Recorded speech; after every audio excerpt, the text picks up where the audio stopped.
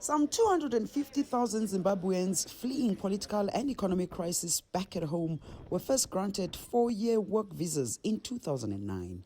The visas have for years been repeatedly extended, but the government announced there would be no further extension. In 2014, the dispensation was extended by 3 years and referred as the Zimbabwean Special Permit.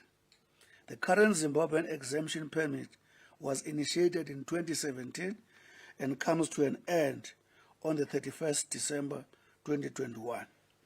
Minister Gungubele says the government has decided to give a 12-month grace period at the expiry of the current special permits.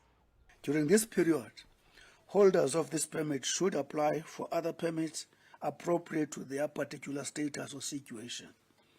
At the expiry of this 12-month period, those who are not successful will have to depart the Republic or be deported. About 180,000 Zimbabweans are holders of these permits. This announcement has left many of them facing an uncertain future. Monica Chikoto has been living and working in South Africa since 2009. It's uncertainty because we have, for example, bank accounts. In the previous years, soon after there's an announcement, you get about, with different banks, some it's 2 weeks, some it's a month, they freeze your accounts. So there is that uncertainty of what's going to happen in terms of that, because I'm an entrepreneur. I do my own communications and also an online clothing shop is what I run. So most of these funds get transferred through the bank. So if I'm not able to access them, it's also a challenge on my bank, on myself, to be able to pay the suppliers and to be able to, if need be, to refund the clients. Chikoto says this might be the end of livelihood for many. And for some, it's going to be the end of business because your business has been based here for a decade, or your life has been based here. Your suppliers, your customers are all based in South Africa. So for you probably to operate from Zimbabwe and supply the SA market will be a challenge.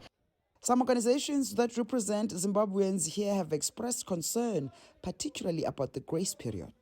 We are also concerned whether part of this grace period, companies do not fear that they might be penalized for employing undocumented Zimbabweans to an extent that they might begin to review their contracts. So at this stage, this is what is of great concern to us.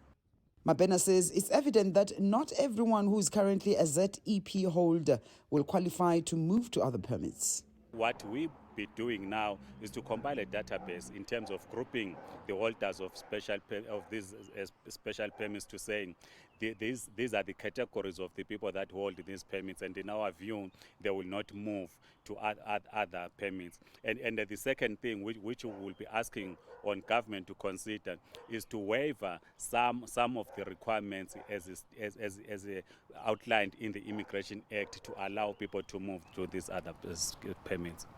The special permits were introduced to legalize the many Zimbabweans who were already inside the country because of the political and socio-economic situation in Zimbabwe.